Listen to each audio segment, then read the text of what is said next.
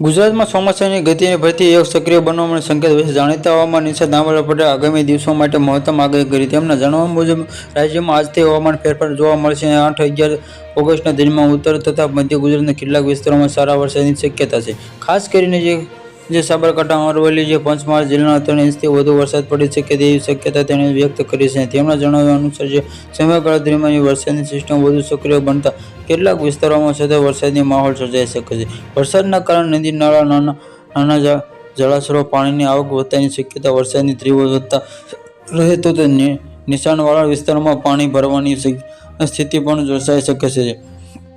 આંબા પટેલના જણાવ્યા અનુસાર મુજબ 17-18 ઓગસ્ટના દરમિયાન મતા નક્ષત્ર રાજ્યના અનેક વિસ્તારોમાં ઉત્તમ વરસાદ થઈ રહેલો છે. આ વરસાદ ખેડૂતો પાકને લાભદાયક સાબિત થઈ શકે છે. એમાંથી તેણે વધુ જણાવ્યું કે 23 ઓગસ્ટના પછીના રાજ્યોમાં વરસાદી માહોલ યથાવત રહેવાની સંભાવના છે. આ ગુજરાતની આગાહી મુજબ વરસાદ નોંધાય તેવા રાજ્યોમાં ડેમોમાં, તળાવોમાં, અન્ય જળાશયોમાં પાણીની આવકમાં વધારો થઈ શકે છે. વરસાદના આધારિત પાકો માટે આ બની શકે. સત્તાવાર હવામાન આગાહી પર નજર રાખવાનો સત્તાવાર આંબા પટેલ આગાહી સાથે ભારતીય હવામાન વિભાગ IMD દ્વારા જણાવ્યા અનુસાર બુલેટિન પર પણ ધ્યાન આપવું જરૂરી છે. હવામાન ઝડપથી ફેરફાર થવામાં હોવાથી જિલ્લા વરસાદની સ્થિતિ અલગ હોઈ શકે. કોઈપણ પ્રકારની ભારે વરસાદથી સ્થાનિક તંત્રની સૂચનાઓનું પાલન કરવું જોઈએ. હવામાન વિભાગ દ્વારા ભારે વરસાદની ચેતવણી જાહેર કરવામાં અત્યારે નદી નાળાઓમાં પણ નાળા નજીક ટાળવું જોઈએ અને વીજળી કડાકા ભડાકા ખુલ્લા મેદાનમાં રહેવું ન જોઈએ.